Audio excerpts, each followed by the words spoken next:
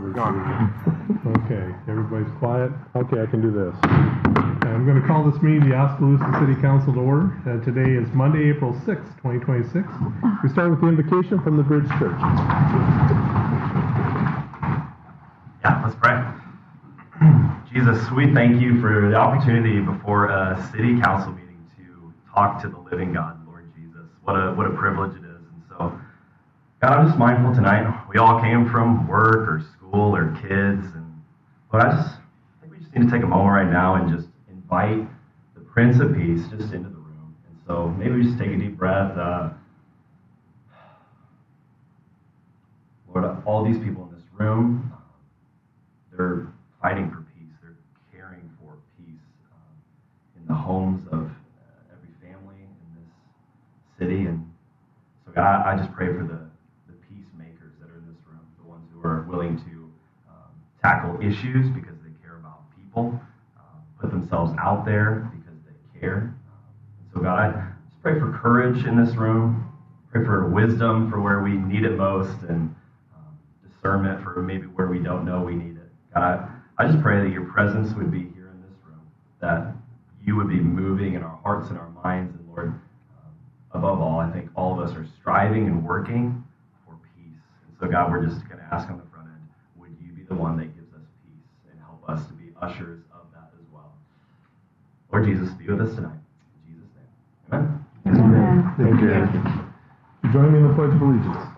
I pledge allegiance to the flag of the United States of America and to the republic for which it stands, one nation under God, indivisible, with liberty and justice for all.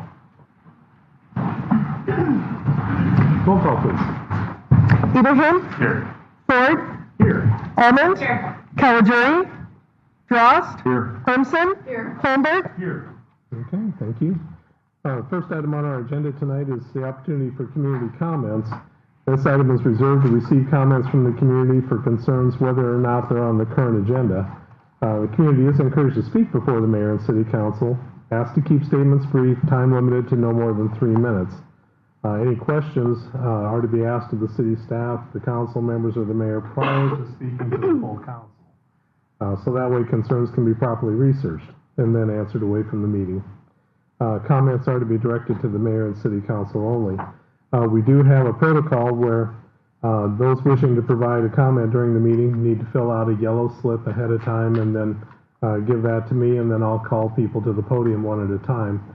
No slips were received, and so we'll proceed on through. The next item up is the Child Abuse Prevention Month proclamation. This is a proclamation that I'm signing on behalf of Child Abuse Prevention Month. And it reads, whereas children are vital to our state's future success, prosperity, and quality of life, as well as being our most vulnerable assets. And whereas all children deserve to have the safe, stable, nurturing homes and communities they need to foster their healthy growth and development. And whereas child abuse and neglect is a community responsibility, affecting both the current and future quality of life of a community. And whereas communities that provide parents with the social support, knowledge of parenting and child development, and concrete resources they need to cope with stress and nurture their children, ensure all children grow to their full potential.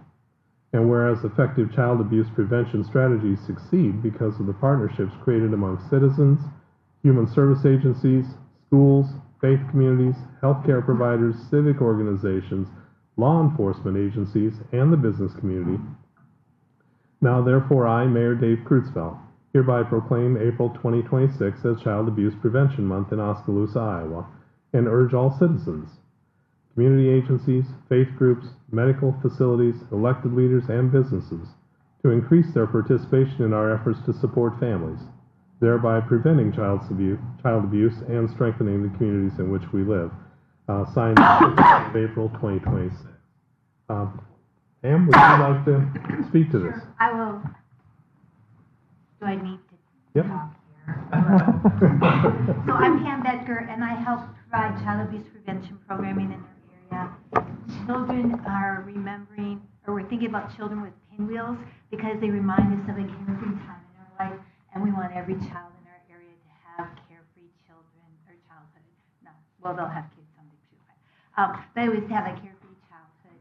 And so I appreciate you acknowledging that we're going to support our families and do our best to do good things for our kids. Thank you very much. Thank you. Can I have this, Sue? Yeah, I'll take that, yeah. Thank you.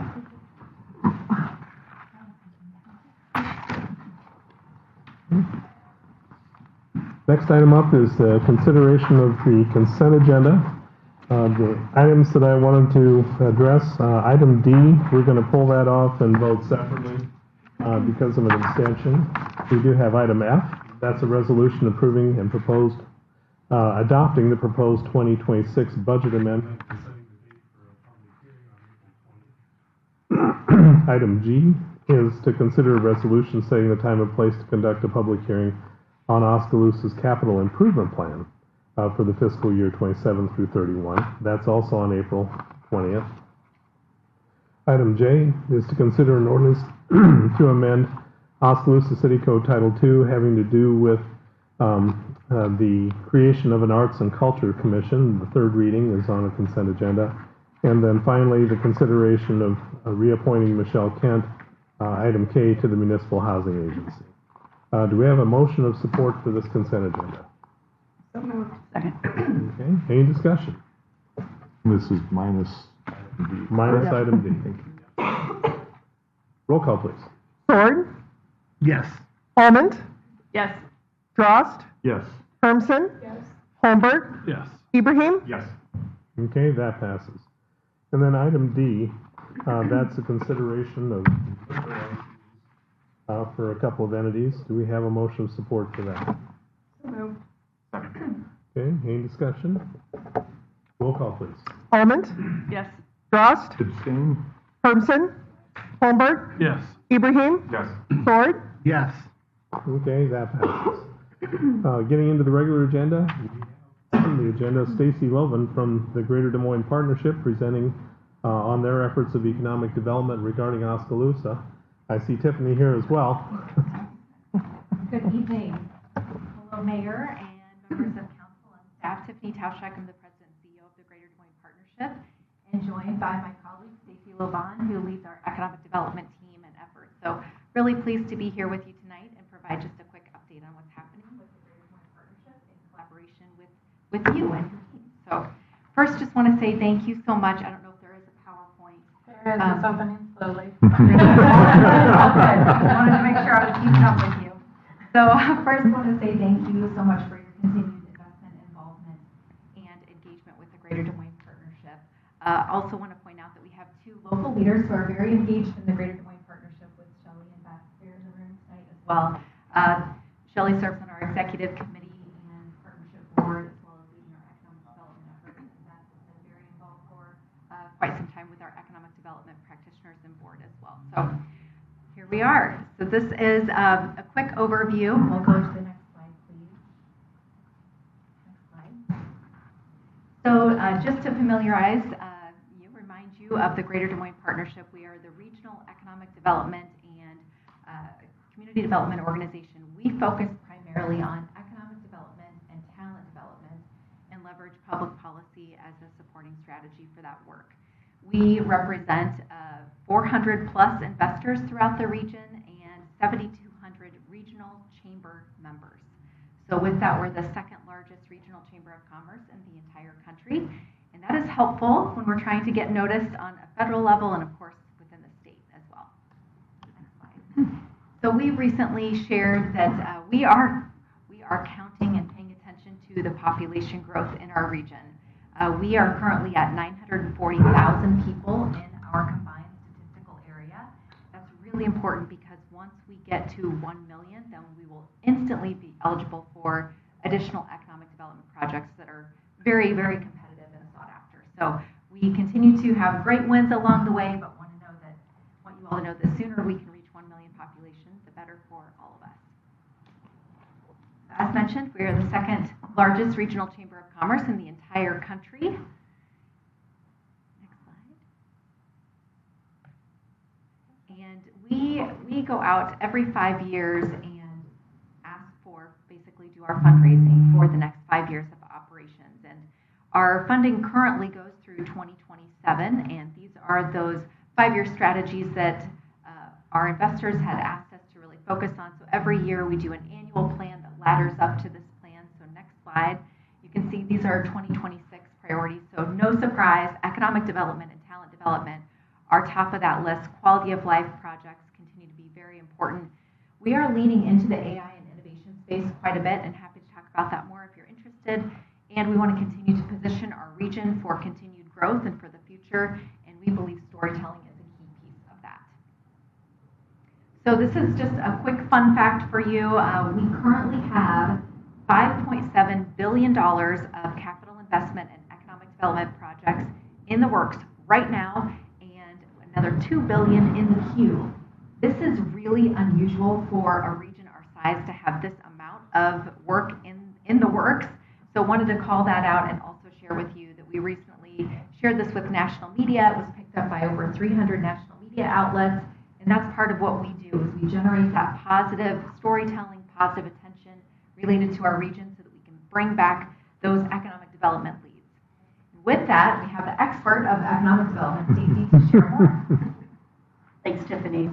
Good evening. It's great to be with you today. So as we talk a little bit about economic development, really want to set the stage first. Our economic development team has 2 primary goals.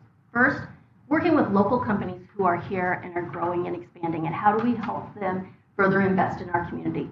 The second one is going out and traveling across the nation, attracting companies into the region to, again, enjoy the business climate that we offer here in the region.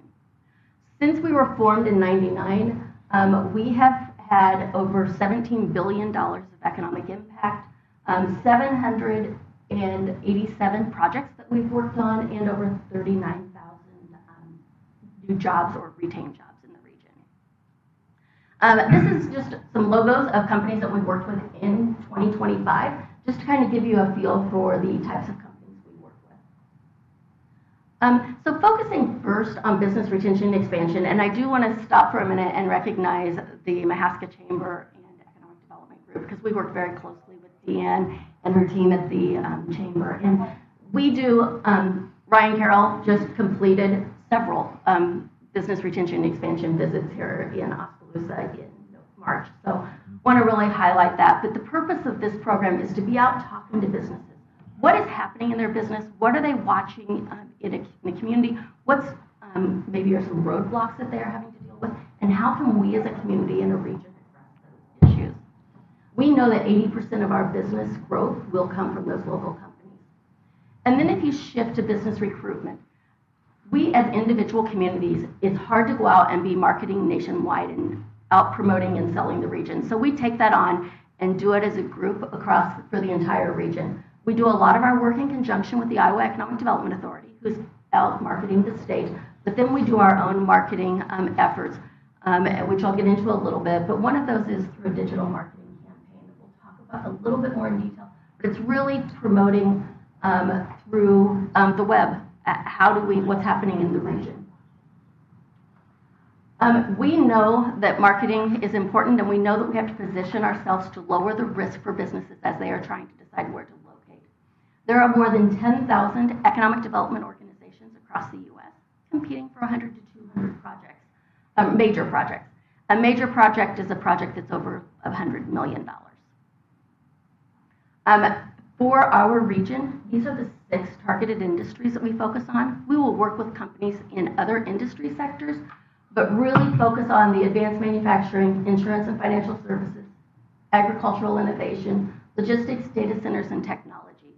This is what we have in our area. This is where we're strong. These are businesses that succeed. And so we are after more of those businesses. In 2025, we did 27 marketing trips across the U.S.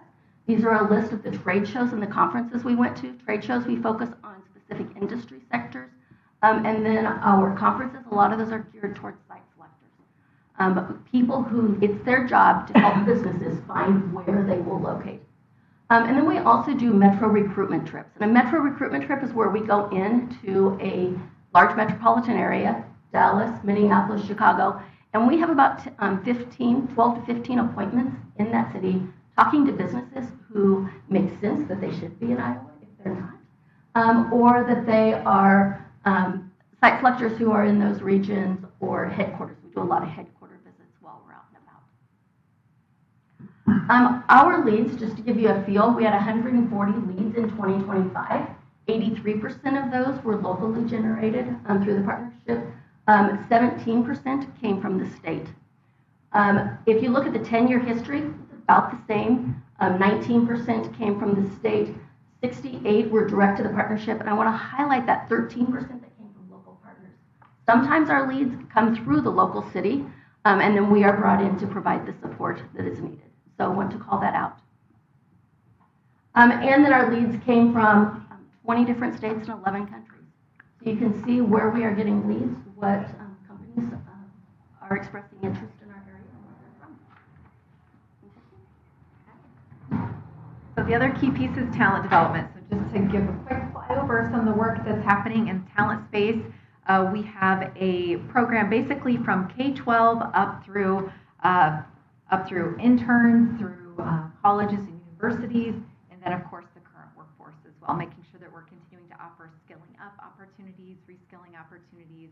So here's a few of those programs that our team works on. Next slide. We also have a program to help with those new talent that have moved into the region or talent that we are trying to attract into the region. So we have a program called the DSM MVPs. You do have a local, no surprise, it's Deanne DeGroot, who is the local that is working with these prospective talent and newly moved talent, helping them get further engaged in the local community.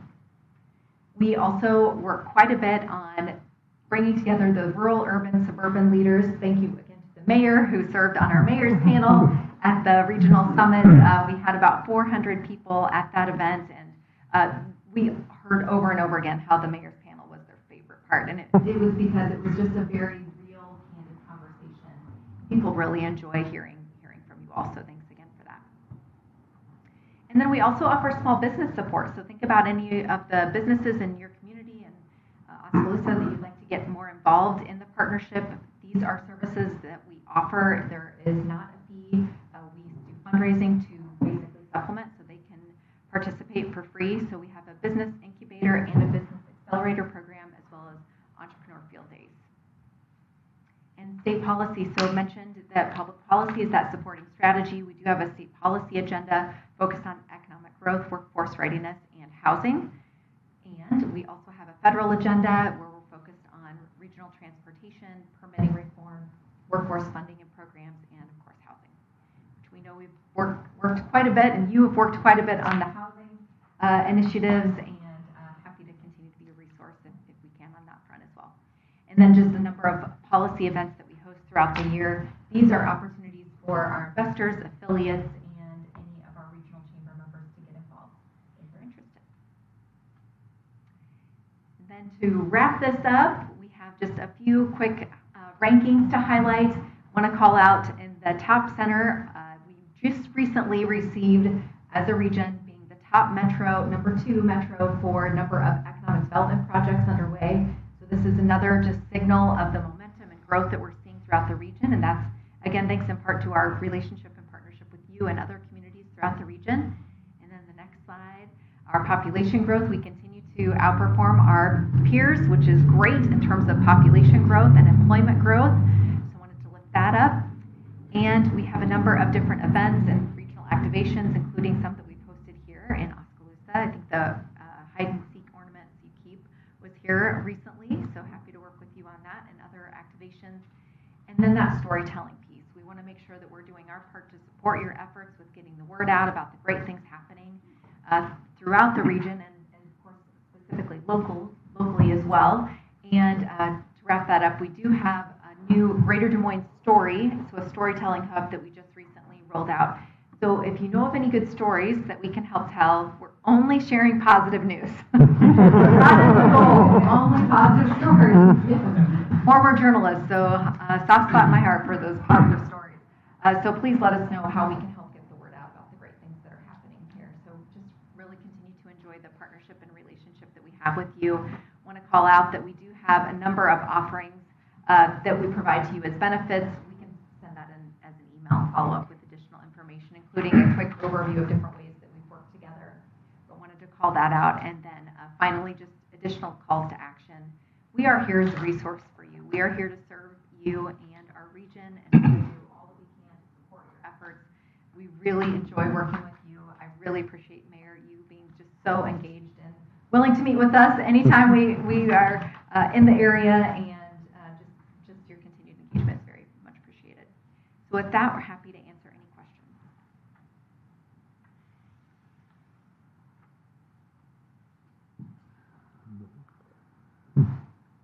Tell us about the future of data centers. I hear good and bad and that kind of stuff. So, data centers are here. Mm-hmm.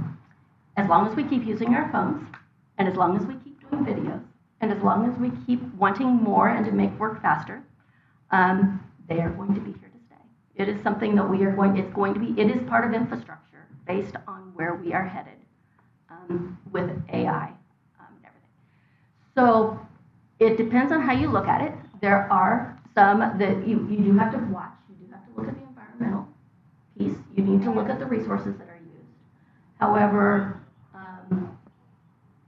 you have to also consider how do we mitigate and how can we make it sustainable for them to operate.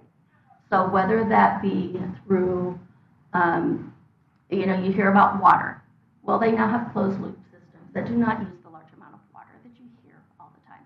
Some data centers still do use a lot of water. They use evaporative cooling. That is not the new trend. They are making the changes. When it comes to electricity, they do use a lot of electricity. And what we have run into is that they are asking for so much electricity, so many different companies, so many developers who are asking for commitment on electricity that's at a faster pace than we have ever seen before. So, working with the electric providers. So they are starting to regulate. They're starting to talk through.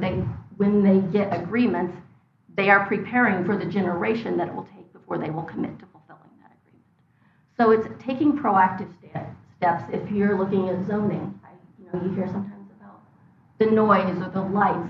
You can manage all of that with the proper zoning and the proper requirements. So I'm not sure exactly where you wanted me to go with that, but there are concerns and you need to be aware of them and to address them. Okay. Thank you. Okay. Council members. I would just follow up on his question. Thank you. So with that and with the power, consumption that's needed, are we seeing many or any in Iowa that are going it alone, if you will, and trying to generate their own power to take some of that pressure off of the overall system? We have heard conversations. We have heard data centers talking about doing it. I do not know of any that have pulled the trigger to do that yet. Thank you. I think that's it. Thank you very much. Thank you. Thanks, Stacey. I neglected to mention before we got into the regular agenda that I needed to go through the announcement of vacancies on boards and commissions. That we do have an opening on the Airport Commission. It's a vacancy for one term ending in December of 2028. The Building Code Board of Appeals, there's a vacancy for an ex officio member. The Civil Service Commission, we have one vacancy for a term ending in March of 2029. And Planning and Zoning Commission, we do have one vacancy for a term ending in April of 2027. Moving on into our regular agenda, item B, that's a discussion and presentation on the K-9 program.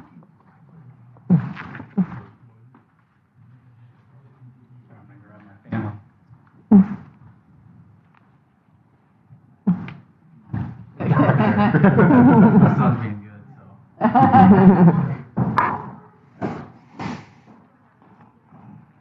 Like the presentation before, I think it was a PowerPoint, but it's probably going to take a little while, just have some videos involved.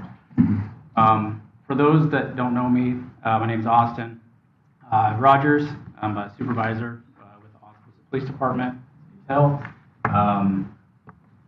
I've been here for a little over 11 years. I just wanted to step up here and thank the city for allowing the canine program to get back rolling in 2018. We hadn't had a canine since 2012, and that was my goal, was to get it back up and going and create a deterrence just for how much, unfortunately, that narcotics run through not only our community but other communities as well. That's kind of what led me into trying to get it back up and running. So, been a canine handler for almost 8 years. That's Canine Duke. Duke is about to retire, so just wanted to give some accolades of his service. We started in 2018, June, and then we're going to be done here in a couple weeks. So, this is a short little video of this Duke finding narcotics. There's 5 different illegal narcotics that Duke finds. When he finds it, as you can tell right now, he's showing what's called a change in behavior. He goes from mouth breathing to nose breathing, now he's reacting. You can tell he's what they call an odor. He's just trying to find what's that source. That's not it. The passive narcotics. So one of the 5 illegal narcotics that he's trained to find is marijuana, methamphetamine, cocaine, heroin.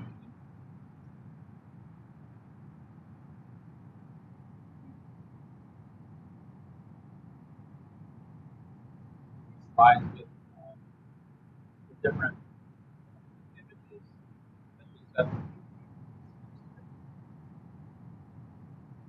Some of the things that you may have not have seen or don't see on a regular basis, probably don't encounter methamphetamine.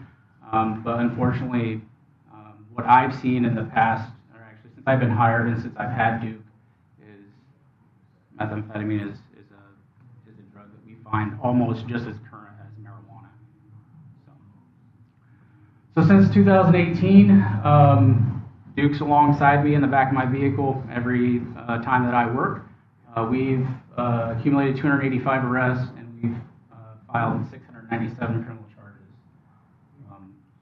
So we try to chase the felony charges as much as possible.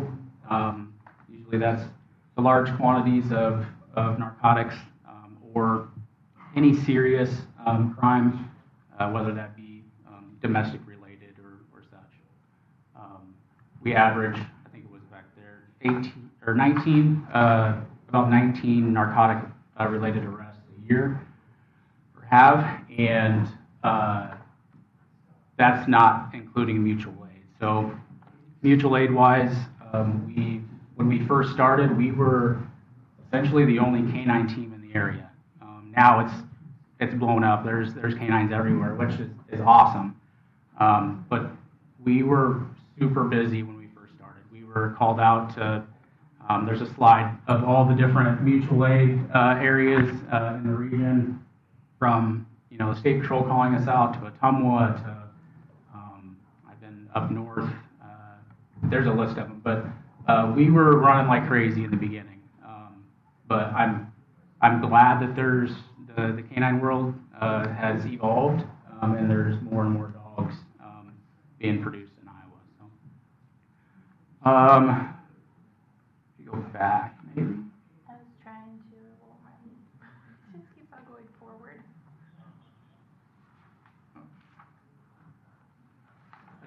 Here.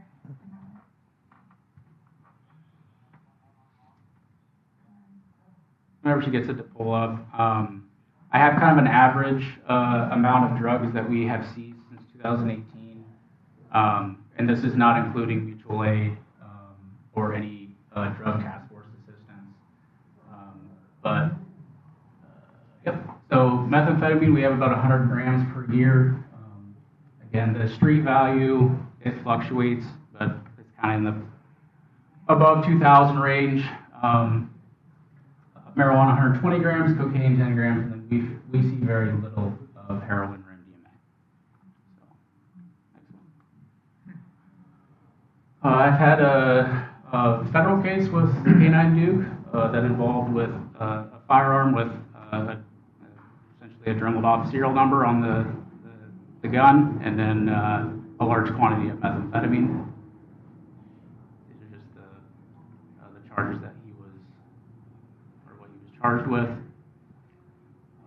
It went through court. I had to give grand jury testimony in Des Moines. Very, very nerve-wracking.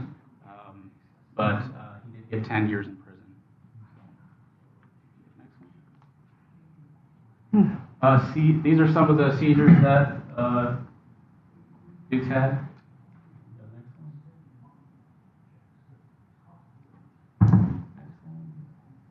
A lot of these, as you can tell, a lot of our large quantities were methamphetamine.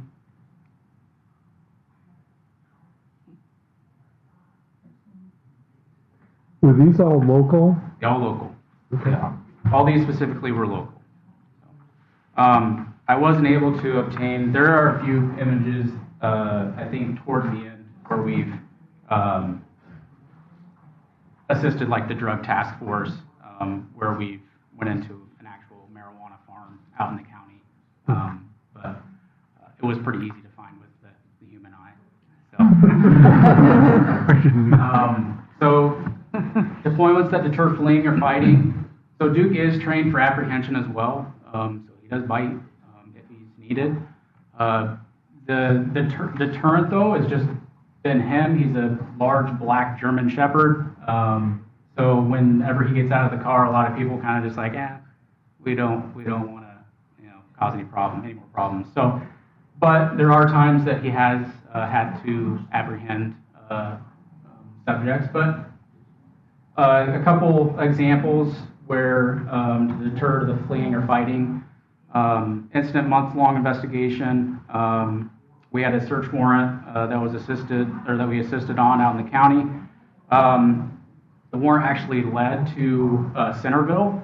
At the time, Lieutenant Plum didn't have a dog yet, but he was in an unmarked vehicle. We put a pet taxi in the back seat, and we threw Duke in. And then they ended up finding him, or we actually saw him leave from a certain area. We got in behind him, did a traffic stop, and deployed Duke. The suspect gave up, but he did say afterwards that he would have ran if Duke wouldn't have been there. So that was comforting to know that no one was injured or seriously injured, just due to the fact that Duke was there.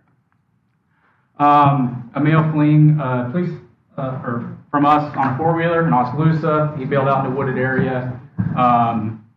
I simply just got out and yelled, and Duke started barking with me, yelling. Essentially telling the guy to come out in the wooded area, and he essentially was yelling, "I don't want to get bit," and then ran out of the woods, and we took him into custody. So, just little things like that. Duke's played a huge role in officer safety, keeping us safe, just with his deterrence. The apprehensions, we've had 3 total in his almost 8 years of service. The first one's a domestic abuse injury call. Long story short, a male had physically beat his wife, broke a chair over his mother-in-law's head. I was called out for a building search with Duke because that's one of the things that he does. The guy didn't want to come out, and he started fighting. And this was Duke's first bite. He successfully had a leg bite, and then the suspect gave up. It's a common theme whenever someone gets bit, they don't want the dog to be on them anymore. So I think they question why they did what they did after they got bit, but unfortunately there's some people like that. So the second one, I don't need to read all these off, I don't want to take a lot of time, but we try to stay on the apprehension side on felony-related arrests or crimes. This one, a guy had felony warrants. He bailed out on foot. This was actually a scary one. The guy was running. Duke, of course, is in front of me because he's faster than me. I was behind, telling the guy to stop. And when I turned the corner, this was in the middle of town, when I turned the corner, Duke was gone and the guy was gone. I didn't know where they went. I'm like, okay, this is in the middle of the afternoon. Hopefully someone's not riding their bike around, and Duke finds this guy riding their bike, you know. But I followed the screams. So the guy was yelling, and I followed wherever he was yelling, and Duke had apprehended him by the leg, and we took him into custody. Another one, outstanding felony warrant. Gave command to stop running, and he refused commands. So again, three is a pretty good, I think, statistic overall in the 8 years of service that Duke's been around. That we didn't really have to use him a lot for apprehension, but it's nice to have that in our back pocket just in case it's needed. Tracking, we've had, I would say, around 20 tracks, approximately 20 tracks initiated. There's a few successful ones. One, actually, that top one, officer-involved shooting in Ottumwa, that was our very first call-out for K-9.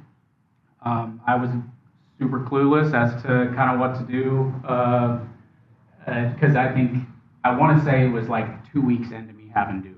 So I was super new in the dog world, but if this was something that I could, prevent any other officers to be shot at, or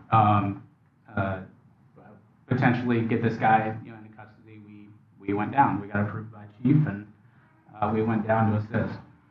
And we ended up finding the guy submerging himself in a creek, and he was taken into custody. I think, this one, the bullet entering someone's residence on Penn Boulevard. I think what it was, people just messing around with a handgun, walking down the street here in Oskaloosa, accidentally discharged the firearm, went through someone's house. I then went to the last known location where someone seen a group of guys walking. We actually tracked quite a ways to the back deck of a residence, to where we did some interviews, and that was the house. We actually found the gun as well. Then the vehicle pursuit from Oskaloosa to Ottumwa. This guy, he essentially gave up because he fell in a large hole due to construction, but Duke was a deterrent for that as well. He was deployed, and if there wasn't the hole in the way, that would have probably been another bite for Duke. This is in Oskaloosa, the double stabbing. We played a part in the article search and tracking for that.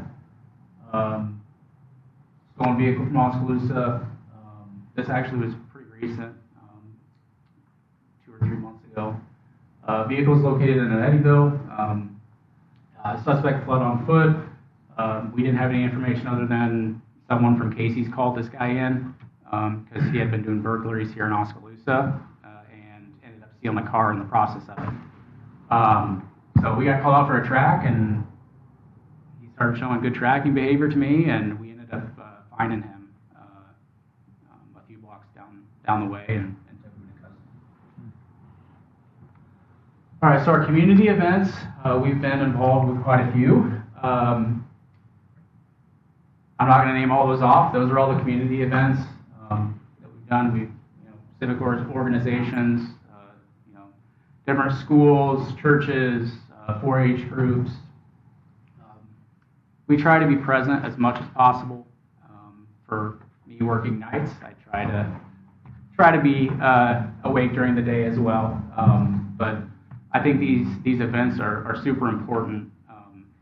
Just not only for Duke finding narcotics, and it's good PR for the community to know that all of the positive things that a K-9 does, and that they are approachable. They're not just some meat eater that you can't get close to or cuddle with, because kids cuddle with my dog.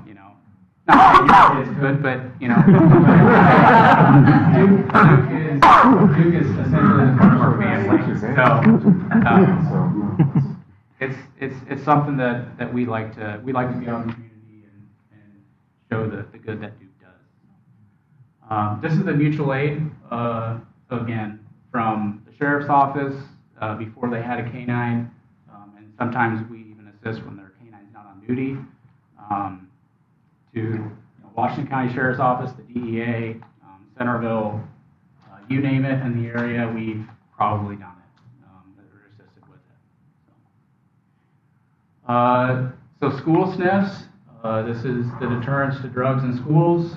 We've, over the years, done quite a few school sniffs, and not just once. We typically almost do them yearly or twice a year. It's one of those things that we have training groups. So with the canine training groups, we kind of pat each other's back. So like if we have a canine training and it's out of the city, say it's in Washington and they have a school sniff they need to conduct, we'll all get together and we'll all work together to do the sniff to make it as quick and I guess I would say as fluent as possible. So we kind of have it down to a science now. We send a couple dogs in, send 3 or 4 outside of the parking lot, but I think it's a great deterrence to have, whether it's in a school or even the Hope House in Coralville. We've done multiple times. That's a treatment center. But yeah, some of the PR stuff. That's North Mahaska Schools up there. We try to attend a lot of the Mahaska drug events, and they've helped us tremendously with our program throughout the years, and so we try to give back to them. So Duke with his cape on, I think that's at Mahaska Drug, but that was at the barbecue for Halloween. So, this is the training that we've put in. We've had almost 1,500 or more training hours since 2018. We get a minimum of 16 hours of training each month. So some of the specialized training, so I've been to a trauma medical class, I've been to a couple actually. A lot of Midwest Counter Drug, which is at Camp Dodge in Des Moines or Johnston. They offer a lot of different classes. Tracking seminars, they're all up there. And actually, so just to point out, the training seminar in Prairie du Chien, Wisconsin, this is taught by Tony Collada. He's the owner of Working Canine, and that will be in a future slide here. He's played a big role in the next coming dog for the city. We were able to go to a conference in Las Vegas a couple years ago. It was without Duke, but it was for the handler side of things. There was a lot of different classes, obtained a lot of good knowledge in the canine world. But when we were doing it, we put in for a contest on social media. Although we didn't win, they wanted us to be a part of their magazine, the Police Canine magazine. So that was a pretty cool thing. So that's us in a magazine. More training videos, or pictures, sorry. Certification, so we hold a yearly certification.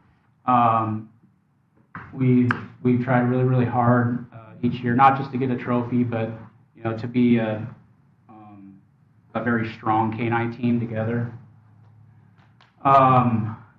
The certification consists of narcotic recognition, vehicle search, building search, open area search, apprehension, tracking, obedience, and temperament test. It's grown DLE, which is Dogs for Law Enforcement. That's who we certified through. They're based out of Texas, but they hold now, I think there's a few states, they hold seminars. So they're week-long seminars. The first 2 days you certify, and then the rest is kind of, they put you into real-world events or different training scenarios where it'll test you and your dog. But there's now, it's grown over 75 teams. It's a lot of dog teams. Typically, it's been in Independence, Iowa. It is again this year as well. But they're, on the trophy side of things, we have brought home some hardware. So in 22, we got a patrol dog competition award. In 23, we were the champion in that. And then in 24, we got second in the narcotic sniff-off.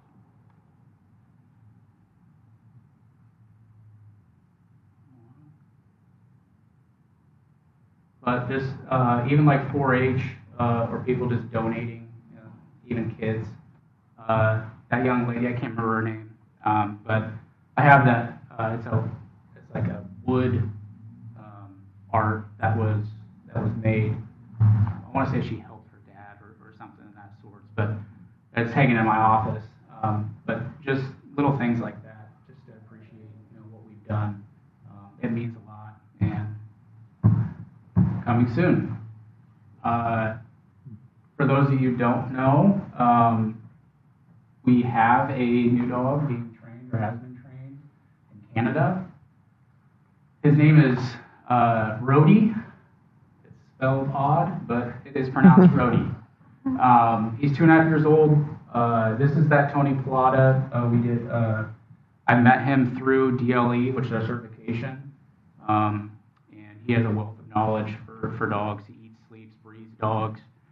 And that's why I chose his facility to get this next dog. And he's a Shepherd Mal mix, so it's going to keep me young, I think. From that very first slide, you can tell I've got a little more gray hair than when I first got Duke.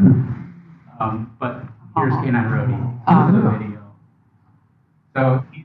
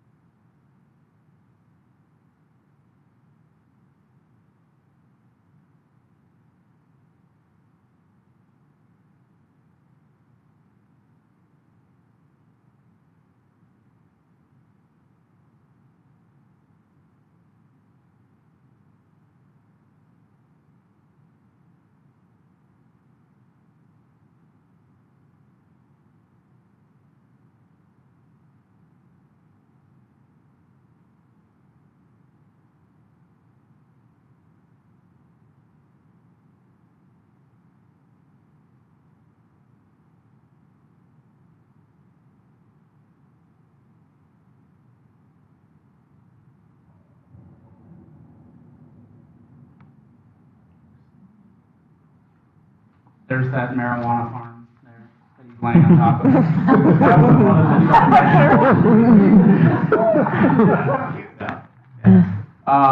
That's it for me. Austin, so you're my neighbor. Yeah. So will you be able to keep those two together, your dog Duke? Yeah. So for now, they'll be separated. They'll both live in the garage, but I built a kennel system. Okay. Actually, shout out to Tractor Supply. They were willing to donate that kennel system for me, so I recently built it. Okay, That's yeah. awesome. Yeah. My dog likes to check out Duke when we go by there. So. It'll take a lot of probably obedience training with him, but it's all how you train a dog. They're not going to hate each other forever. They might initially, but they'll have to work it out. They live together. They're going to live together. So, Is Duke here? yes. I can wait around and bring him in at the very end if you guys are okay with that. Yeah, sure. And Officer Plum, his dog I know was older. How many? Is there a certain length of time on a dog, or it just depends on the dog? Right? Yeah, it kind of depends on the dog. So Duke will be 10 this year. Okay.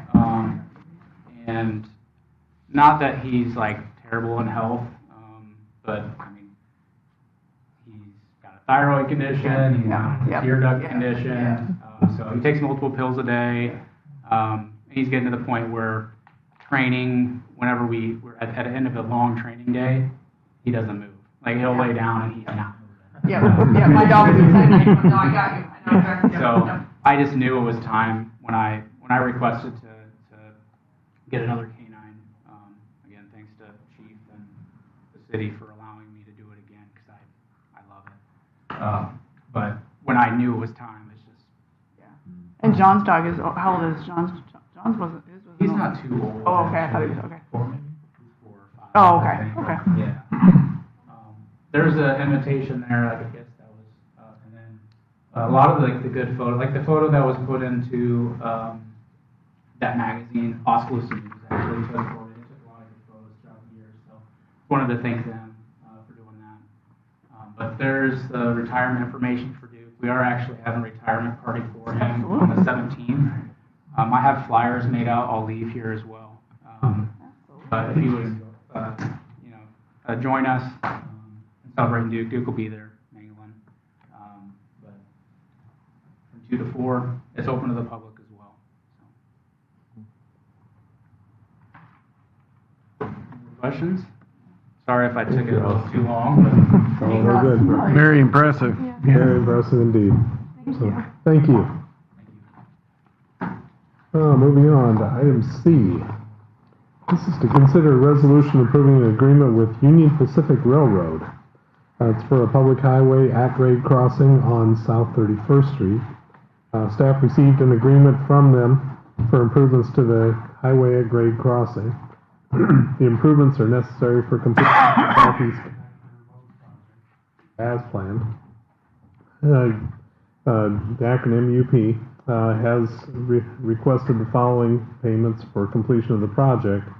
The staff believe would be covered by the RISE grant, and the county would agree to paying 50%. So they're asking for a one-time amount of $2,000 for the UP to grant rates to perform the agreement in the first place.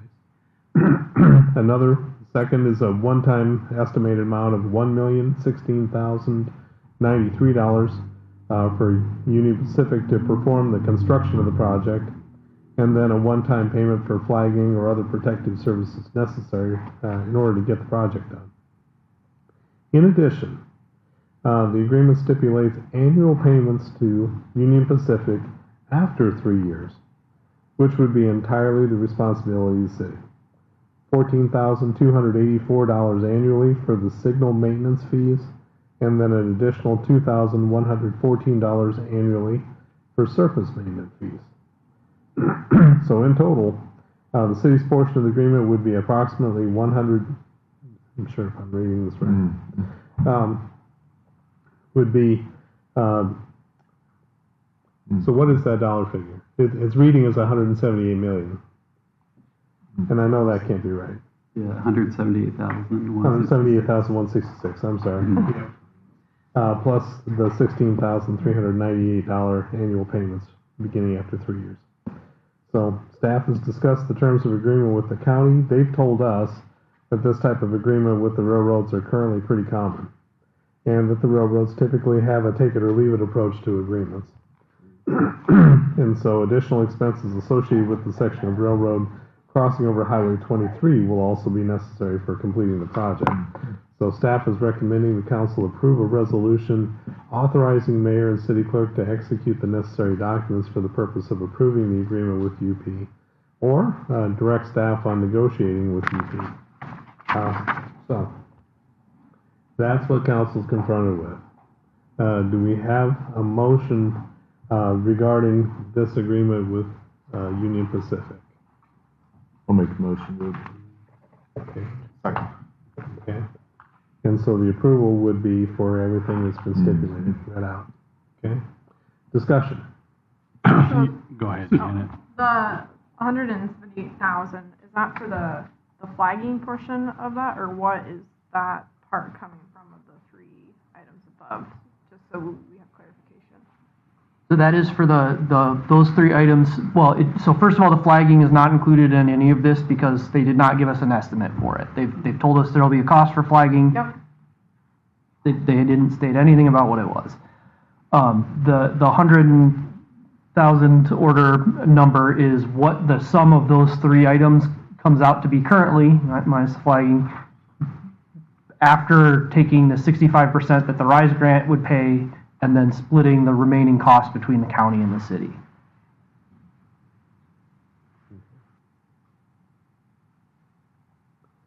what does the annual maintenance fee buy us?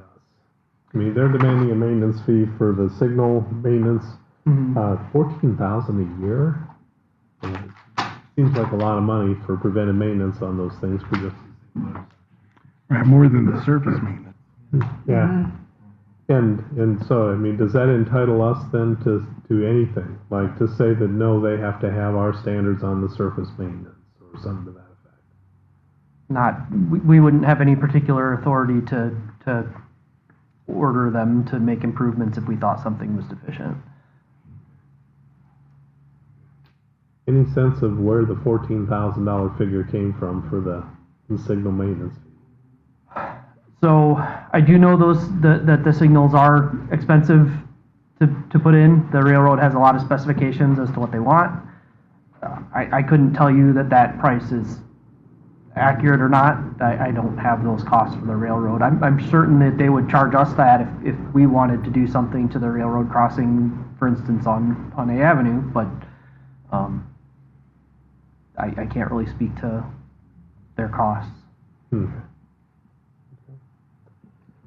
Comments from council? I'd asked this question before the meeting, but on that intersection specifically, I mean, there's no, I don't know if there's any signals there right now, but again, looking to the future, but the surface maintenance fees anyway, do we pay anything currently on that intersection? Not that I'm aware of. Okay.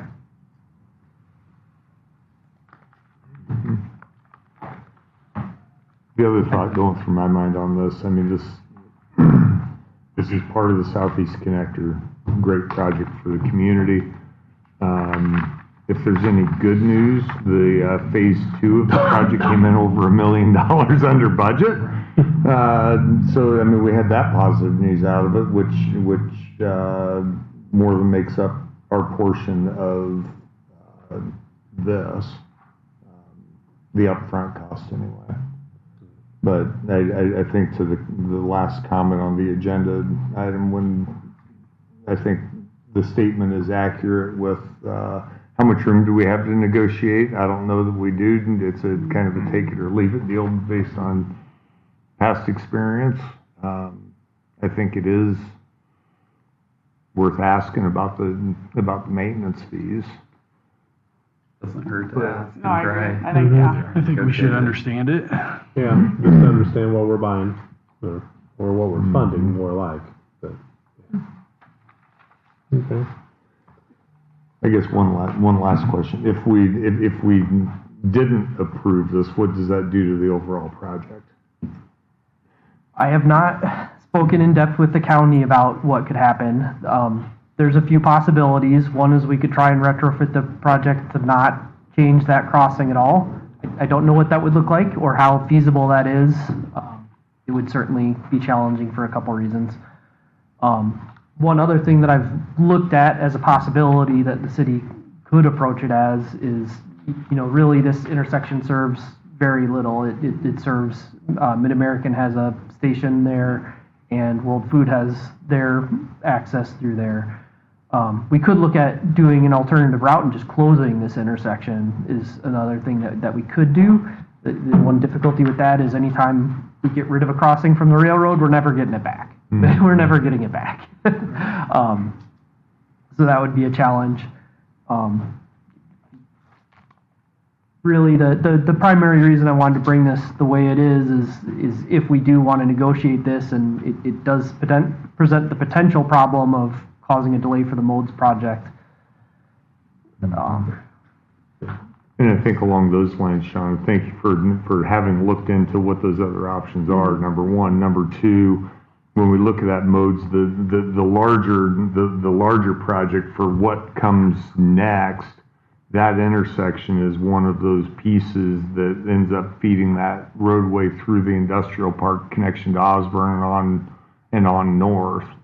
I mean, that's been part of the plan for a long time. So to the point of if we close that intersection, well, then it completely eliminates the ability to have that complete loop from that road we're constructing now. So.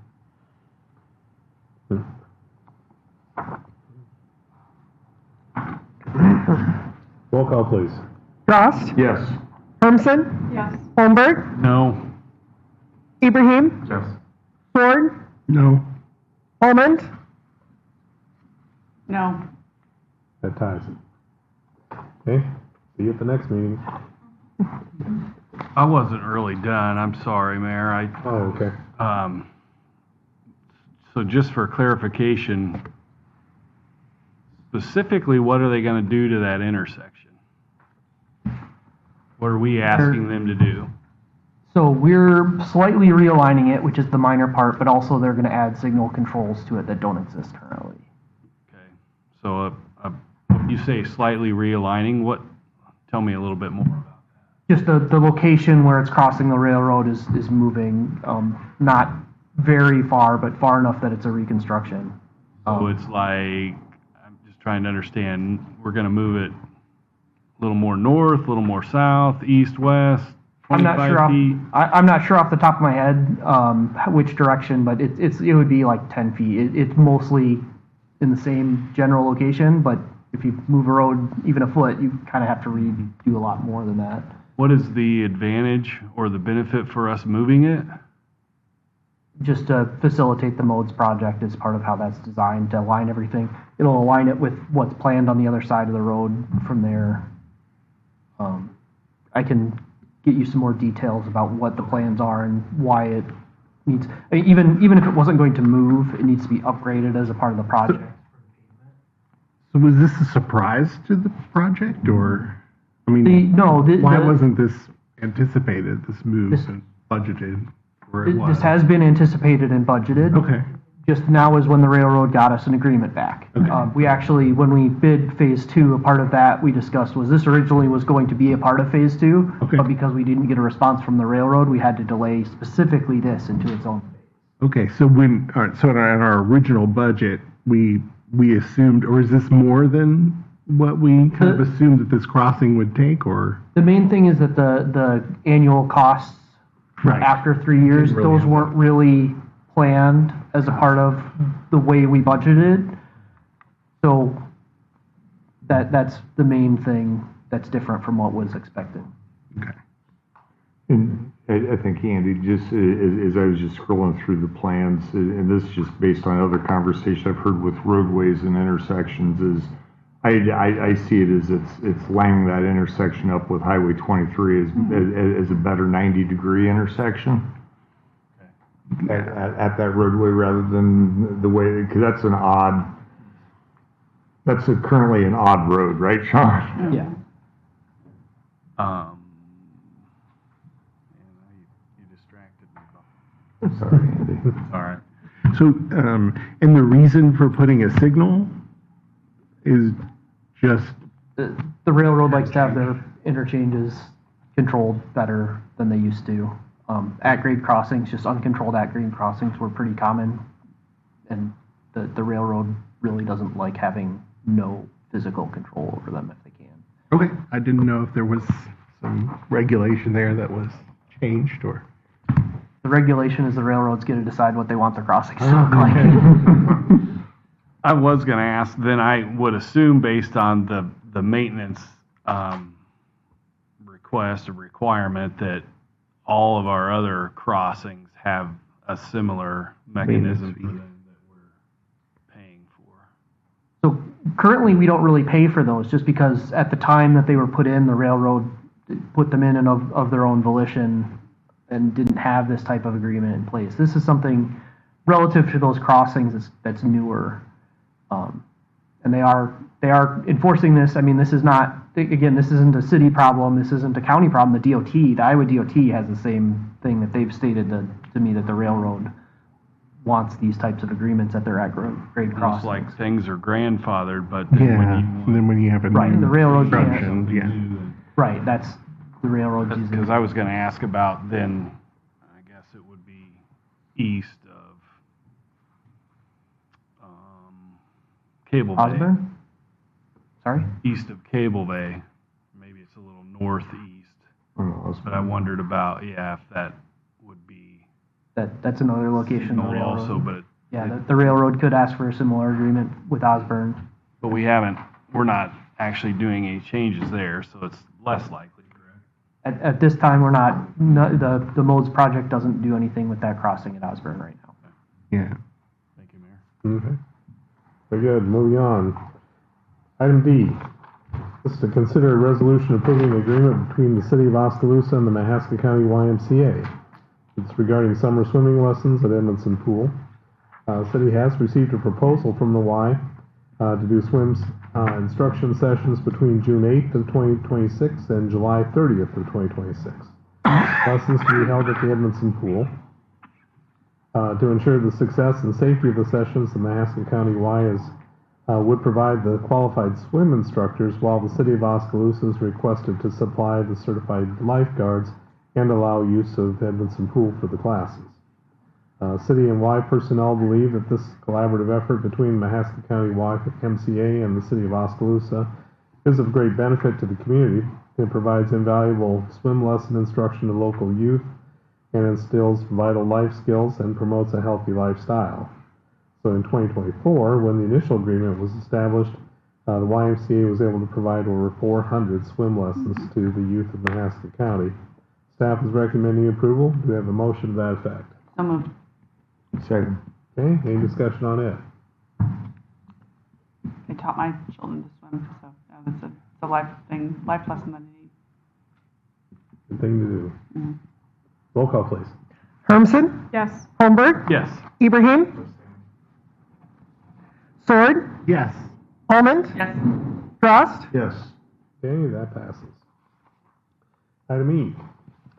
This is to consider a resolution approving a contract to complete a compensation study. Staff is recommending engaging a consultant to conduct a comprehensive compensation study for city employees.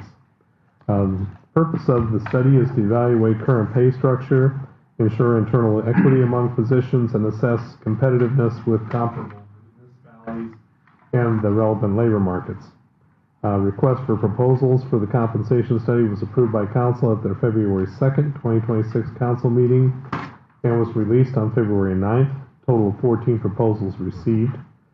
Staff evaluated and scored them all and did reference checks on the top 4. MGT and Evergreen Solutions both received strong recommendations. However, MGT is being recommended because of its references from cities of similar size, experience conducting studies in Iowa, and their approach to employee engagement. Total cost of the study, $39,825. The selected consultant will review job classifications, analyze salary data, provide recommendations for pay ranges and compensation policies. Updated job descriptions will also be developed to align with the recommended pay structure. The results of the study will assist the city in maintaining a competitive and equitable compensation system, also supporting employee recruitment and retention, and ensuring the responsible and effective use of public resources. And so staff is recommending approval of the item as presented. Do we have a motion of support? Motion to support. Okay. Kevin? Second. Okay. We got a second. Discussion. In our budget, what did we have set aside for the study? 50,000, isn't it? A total of 60 over both fiscal years, 26 and 27. This is a one-time, though, correct? Correct. Yep. And I would imagine the effects of this could be at least 5 years, in life afterwards. Yeah, and then ultimately things change and you end up having to redo these things. But it's always nice to know where you're at. Most of the references I spoke with said the results are viable for 3 to 5 years, depending on the study. Pam, just to clarify, so everything's considered, like they're the little amount of money that people pay here for insurance, or provided a cell phone, or provided a company vehicle. All of that information is given to, because it can make a difference. Yeah. I get a company vehicle, they say that's worth $15,000. I don't drive my personal vehicle. I mean, all that information is given to these people. Correct. Yeah, they're evaluating the entire compensation study, or the system, not just the money that is paid, but also all the benefits that are associated. That's the input that you have to give them, that company, all of that information, so they, okay. Yep, correct. I'm struggling with this a little bit about spending $40,000. Right. I'm curious who knows, I mean, they got a better raise than I got this year, better percentage. I feel like the salaries, their insurance is fantastic here. And so when we're struggling with budget, and we're struggling with cutting, I struggle with a little bit with spending $40,000 for something that could either benefit them or we could find out that maybe some of these people are overpaid. I don't know that that's going to happen or not. Right. But I have some reservations about whether I think that $40,000 is. The wages, I know my husband worked at the city for 20 years. The wages are public knowledge, and so I don't know that we couldn't find a way to maybe get with the cities that are comparable. And I mean, I think they would give us the information on their benefits and their. I don't know. I think $40,000 is an awful lot to spend for this. That I don't know that it's with the way the economy is and the way everything is right now. I don't know that I'm going to recommend it. And I realize we had it budgeted. I know. I think it will be. You want to say something? Oh, yeah, I was just going to say, with receiving 14 different options, almost every one of them could do probably a pretty good job with this. The top four, we'll have a pretty high confidence that they would do well. The option 2 was $25,500 with Evergreen. I'm certain they would do a good job as well. It's just the MGT really had the most Iowa experience. So when they're getting comparables, I'm going to be able to trust their judgment that they're going to get the best comparables for us and the best information. A salary study is at such an importance level that, you want to do it right. You want to make sure that you have the best company doing it, I think. But at the same time, I understand the concern too. And I think if you did go with Evergreen as like the second option to make that a little less expensive, it would go well too, I'm sure. I was just going to share, I think it's also really critical that expectations are managed. Because I've certainly seen these kinds of things go wrong, and immediately everybody that's employed thinks, oh boy, they're doing a survey, so therefore I'm going to get a raise. And it doesn't always work that way. And I guess in my past experience, I'd seen that, and it took a while to get around that. That's a very valid point. That has to be managed really well. To that point, I remember the study we did on EMA 911. Sometimes studies tell you what you want, things you want to hear, and sometimes they tell you stuff that you don't really want to hear, and it's how it's how. I mean, we're doing this study. It's how we respond and how we approach to what the study is. My take is, regardless of who we use for this, I think when we're talking about budgets and we talk about 75% of our budget being people, right? Whether it's 25,000 or 40,000, I think this study, as we've committed to looking at next year, getting more engaged in that budget process for next year and looking at 75% of our expenses, we need this study. Yeah, I would agree. Between MGT and Evergreen, was there something that stuck out why you think the price was about $15,000 different, or not really? A little hard to tell for sure, but I think their Iowa experience was really what stuck out a lot. One thing that I really appreciated about the MGT was the reference call and the individual that would be. They were specific about who would be leading the project, and she was able to ask questions about that individual, and that really stood out. That you need a good person that's leading the charge on something like this. So. There's a couple of things that stood out. Yeah, when I did call on the references, one thing, they would say, the guy really helped me a lot. I can't remember his name. Every MGT reference I called said, Rachel's the one who helped us. She still helps us. I mean, they were very specific about that person, that they were still in contact with them. They're still using them for services. And I think that really stuck out, that they worked with them so closely and trusted her so much that they remembered her by name. I didn't get that. I think I only had one other reference call on another company that said, so-and-so really helped me. Everybody else was like, oh, what was his name? I can't quite remember. So I think that really stuck out to me that almost, like I said, every reference said, Rachel helped me the best. So. Out of curiosity, where did you hear back from? Like what side? Like what places? So I got to talk to a lot of people all over the country. MGT, we actually talked to, I believe that was, thank you. We talked to Rochelle, Illinois, Indianola, and Dyersville here in Iowa. And I think my conversation with Indianola was very productive. They used them in 22, 23. They continue to use them for, just we have this new position, we need to figure out what to do with it. The system that they left them with works, but every now and then it's nice to touch base and make sure that you're on the right track. Dyersville also, we're very, very happy with their experience with MGT. They're walking through their process right now, so they implemented step 1.0. They're getting ready for 2.0, which is the next step in that process because it was a phased approach.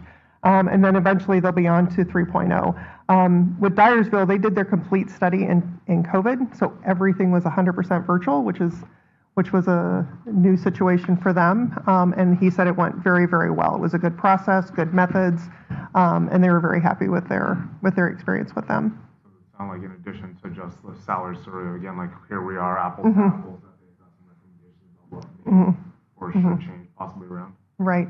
And looking back through the history, one of the questions that we had during the RFP was, when was the last time the city of Oskaloosa did any kind of study? The closest thing I could find was 1988. I think when we established our pay classifications.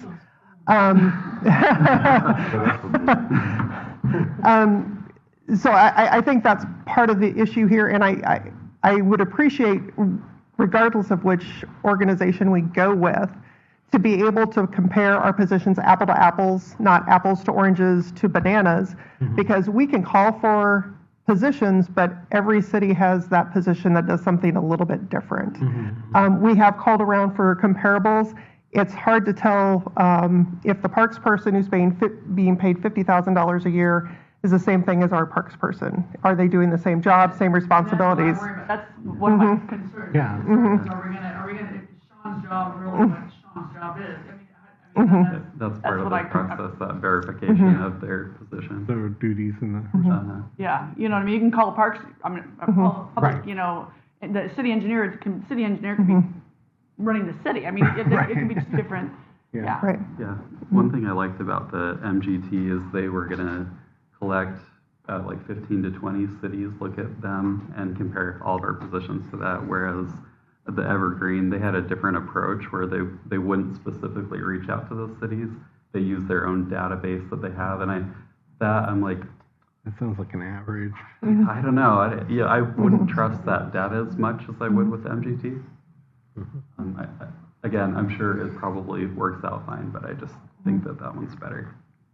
Do you know if those cities are going to be Iowa-based, or are they going to be outside? Yeah, they'd be Iowa-based. And then I think we mentioned in there that a few of them would be maybe private employers, because that's, competition as well for employees. Other comments or questions? We got a motion for MGT. Roll call, please. Holberg? Yes. Ibrahim? Yes. Ford? Yes. Almond? No. Drost? Yes. Hermson? Yes. Okay, that passes. Moving on to item G. Nope, item F.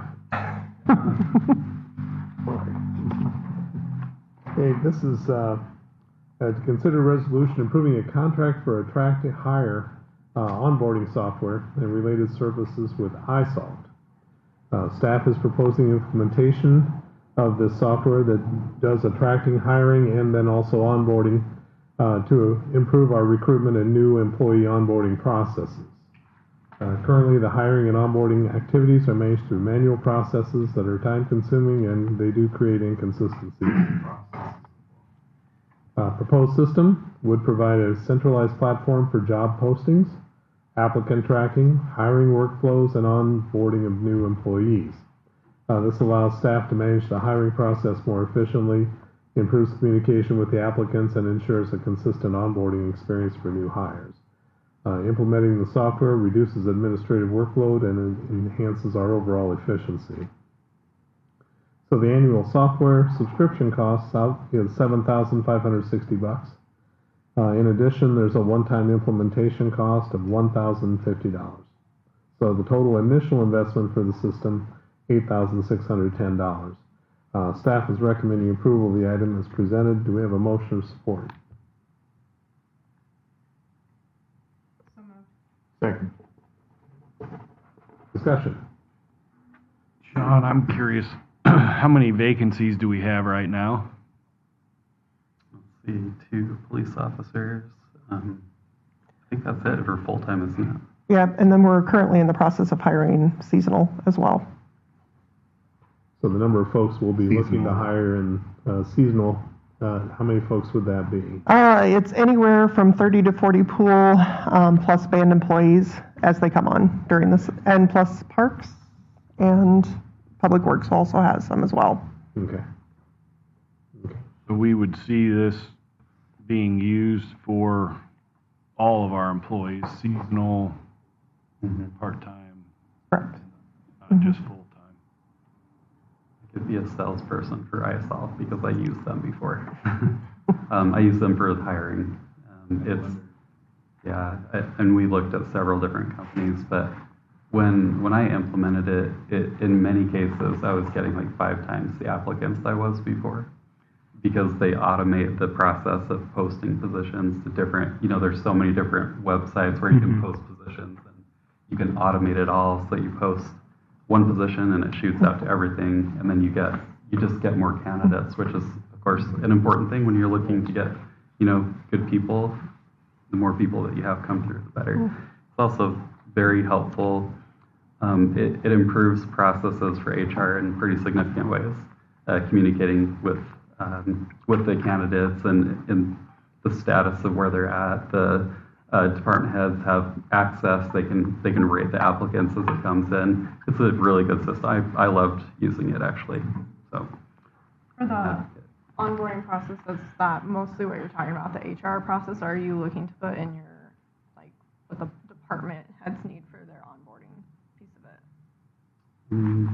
So is it more like the hiring part, going through all the HR setup and stuff, not actually the onboarding, yeah. the employee for their daily? That automated where you can, as soon as the applicant, they put in some of their personal information when they're filling out an application, and then that can convert over to some of the employee files that are created. It streamlines that a little bit. The onboarding alone, just for our seasonal employees, it will greatly facilitate that process. Right now, we manually mail out all the tax paperwork, et cetera, to every single one of our pool employees. They come back in, they manually have to be put into our financial system. Just being able to allow those kids, those teenagers, to go online and complete their tax paperwork will save us hours. And so I think to Jan's point, onboarding is getting them Right. loaded into the system, into the city's network. It doesn't go on to job training. Requirements for position. Yeah, this is basically streamlining that process. Right now, everything is paper. In order to fill a position, department heads fill out a piece of paper. That goes in, Sissy has to then get everything ready to be put out onto our city's website. We're manually handling paper applications. Ben gets a lot of emails from us because we scan the paper applications in over to Ben. This is just trying to take some of that paper out of the process and make it a lot faster.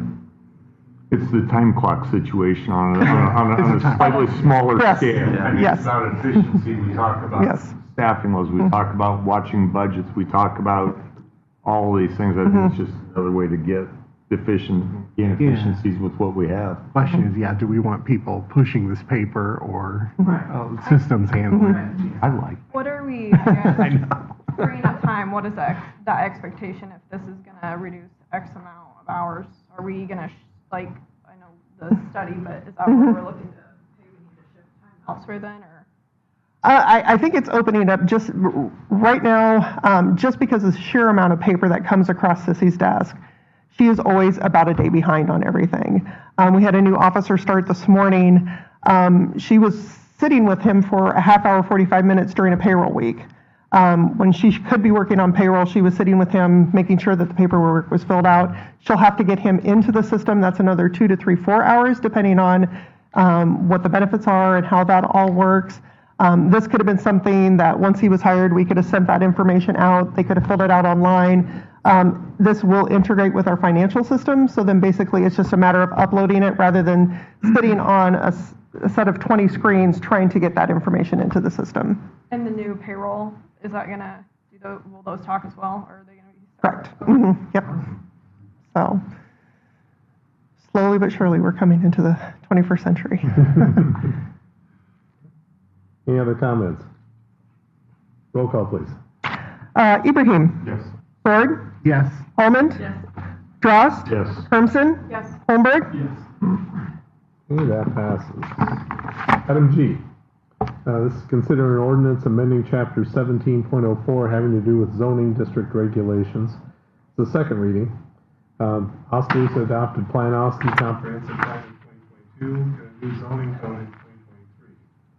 Municipalities typically review the effectiveness of the newly adopted codes and then start making adjustments.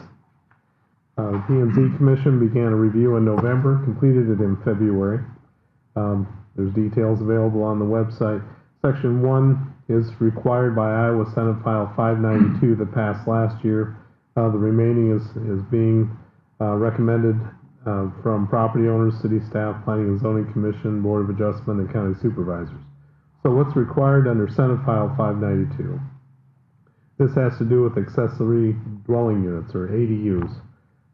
First, they removed the placement limitation that it doesn't have to be in a side or rear yard, or now can. Removes the requirement that it has to be subordinate to a principal structure. It increases the maximum size from 800 square foot to either 1,000 square foot or 50% of the size of the primary residence, whichever is larger. It removes the parking space requirement and removes the site plan application requirement. So you just process it as a permit. The other part that's not required by Senate File 592, part of it has to do with horses and hoofed animals, that it adds a minimum 25-foot setback from a property line and clarifies on what type of livestock buildings can be used. And then also on the small animals and fowl, reduces the building setback from 25 feet to 10 feet from the property line. It adds a 25-foot separation from neighboring property structures. It clarifies that an enclosure is required, and it modifies the bird limit.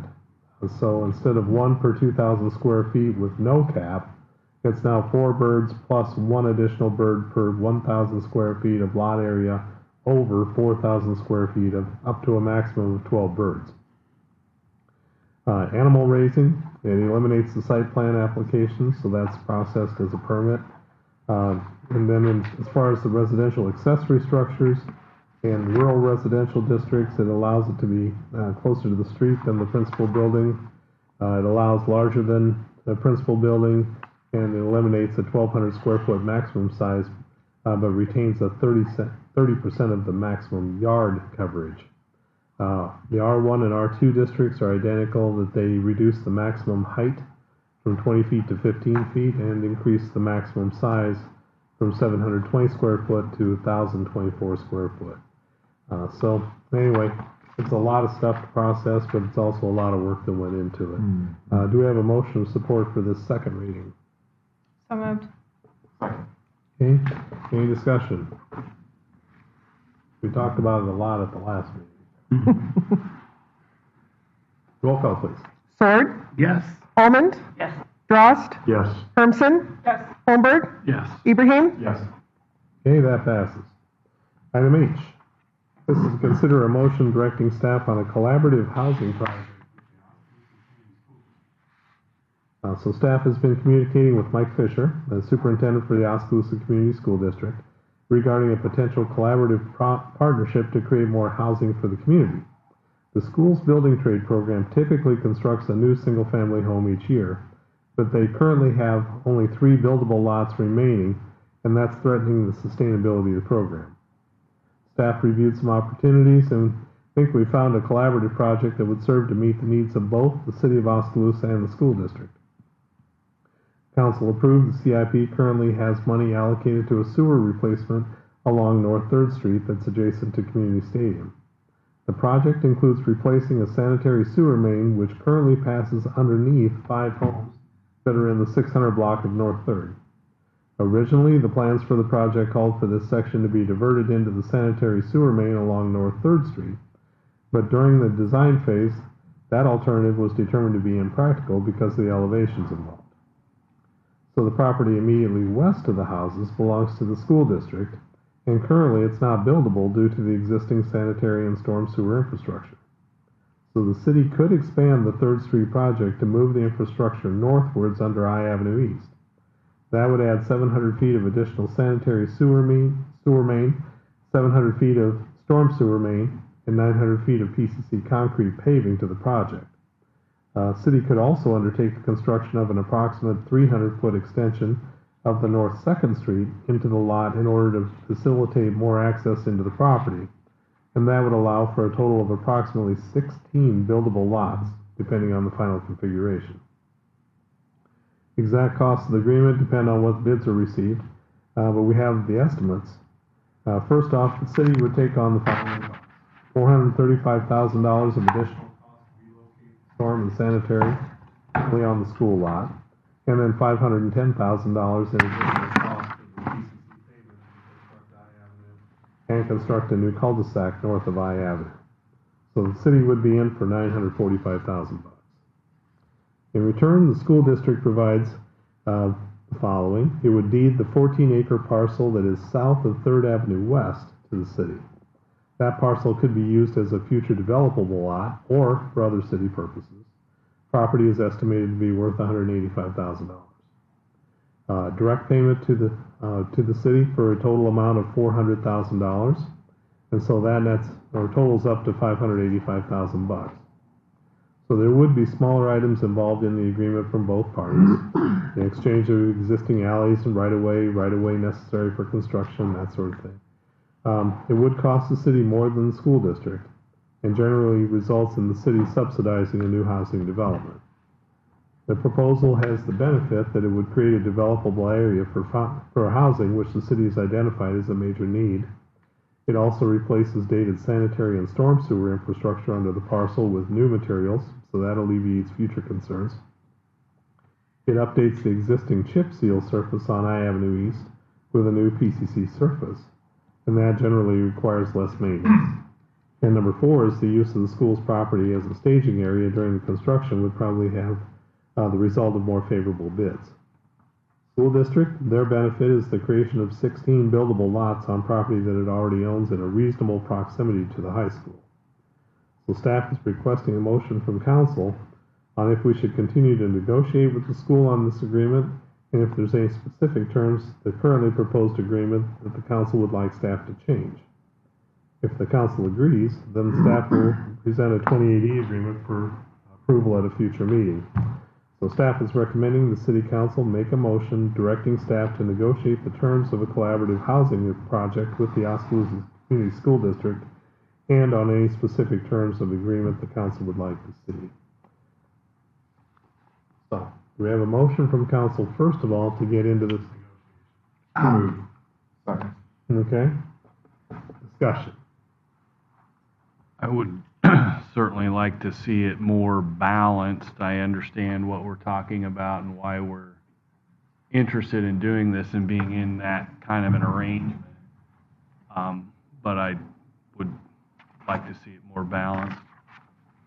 Yeah, that would be my recommendation too, to visit with the school district a little bit more about that and see maybe it is more of a monetary contribution, or maybe they have some extra land that they don't need, or we could kind of just pose the question. I know that this is, it's a great need for the school district, and it's just kind of one of those win-win situations because we all need more housing in the community. And if we can help their program for the next 16 years, that's And this would pretty be great just a too. resolution so you can negotiate, right?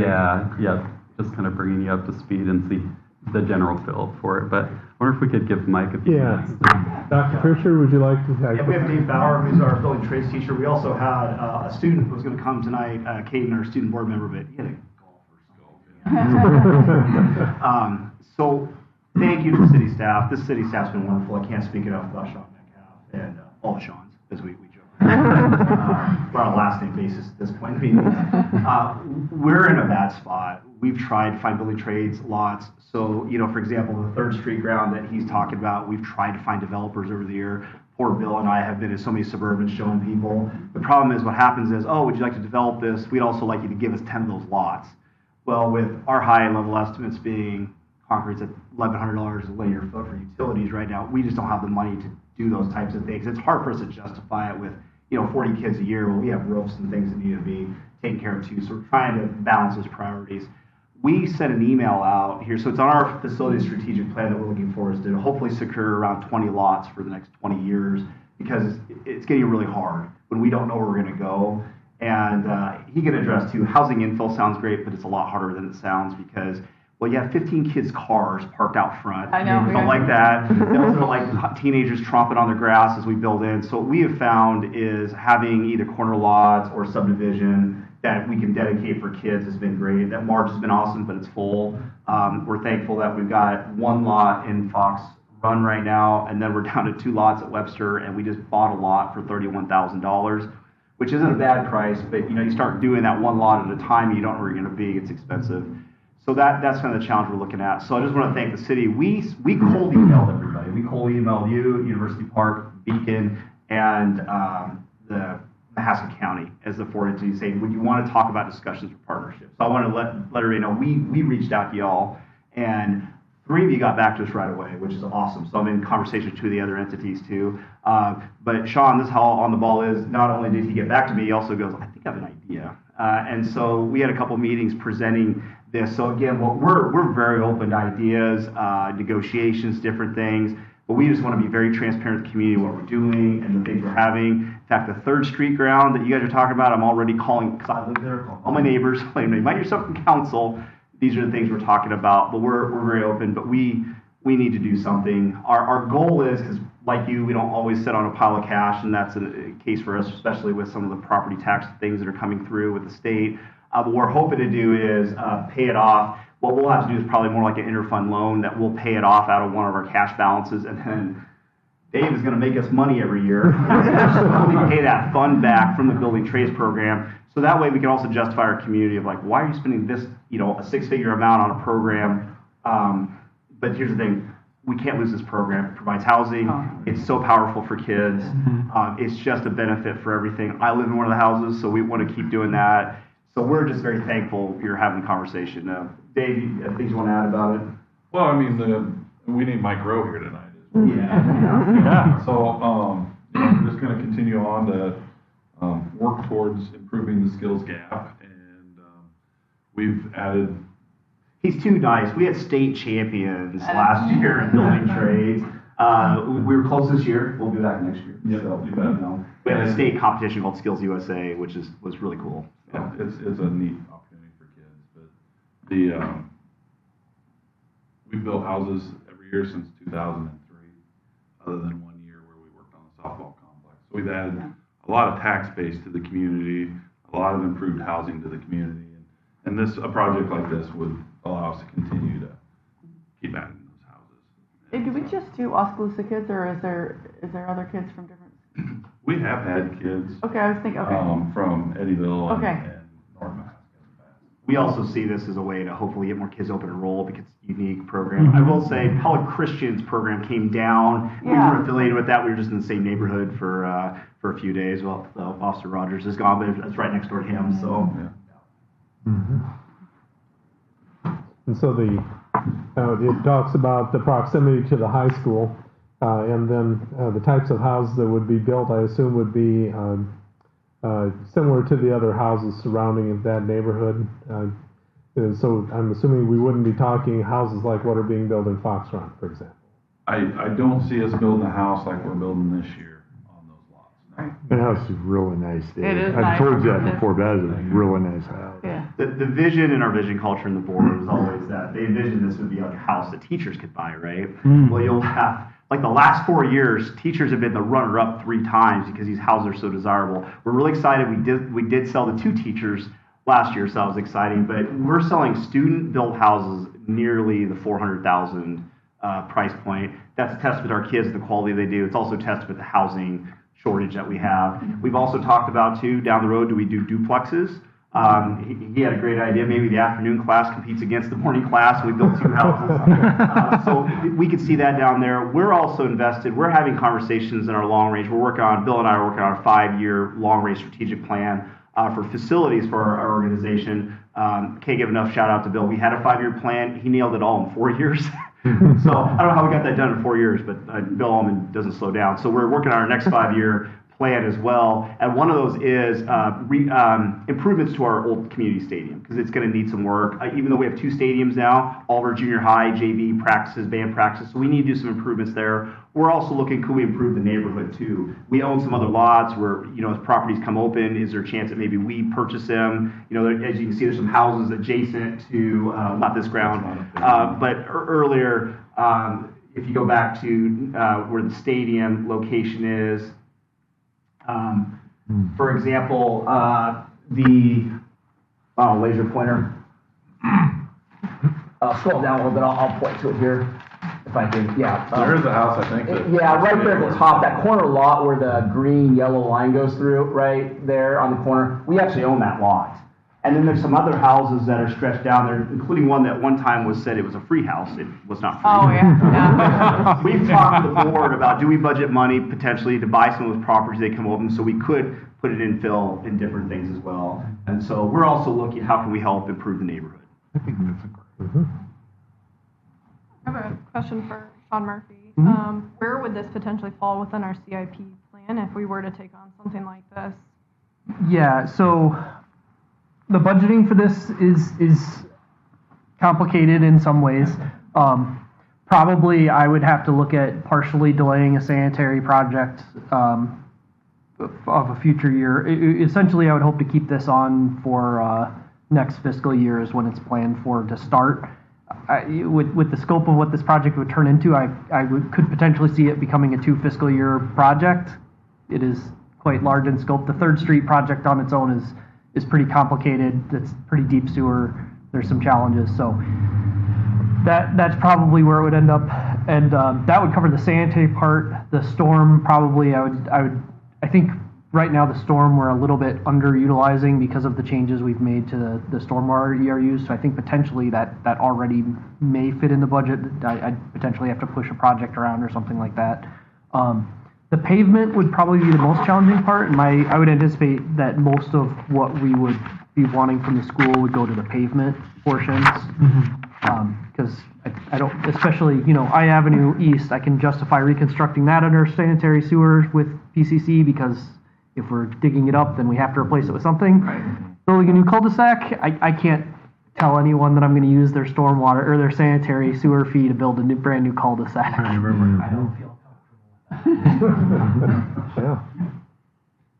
And we're open to other numbers and negotiations, but we just want to be transparent. I appreciate Sean, you just threw a number out there. And depending on what you guys do tonight, we would take it back to our facilities committee tomorrow morning to start having conversations as well. And then eventually, because we know this could be a multi-month process of just discussion and talking. So we just appreciate you being open to begin the conversation. Well, again, go ahead, Sean. One more thing I'd like to speak to with your point, Andy, about the difference in contribution is that, we're taking on a cost to replace our infrastructure. So when we say we're paying more, we're paying, a big part of that is the price of relocating the sanitary sewer, which is vitrified clay pipe, that realistically we're going to have to replace someday. We're just taking that cost on now instead of waiting. I Avenue is going to be reconstructed as PCC concrete, and that takes off staff maintenance time. Chip seal roads require a lot of maintenance. It's a lot of staff time for our chip seal roads around town. One of my long-term goals is to reduce our quantity of chip seal roads around town, right? Just because it's less maintenance. So there is a difference in what we're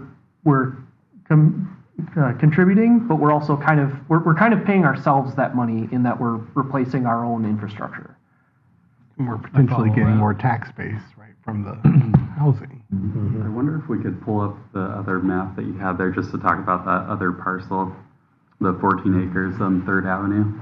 Sean, do you want to speak to this, maybe a little bit of what this could look like and some of the conversations we've had about it? Yeah, so this lot, there's certainly a lot of options that could be done here. There's been interest in developing it into residential. That's definitely a possibility. But another thing that we've kind of noticed, one of our long-term things we've discussed is at some point we're going to have to replace the Public Works building.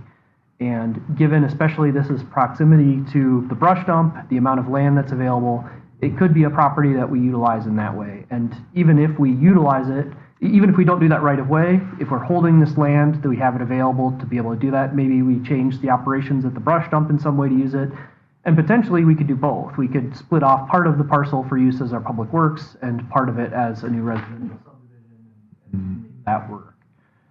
So there's options. There's options, and I think this is a lot that the city has potential uses for, several different potential uses for.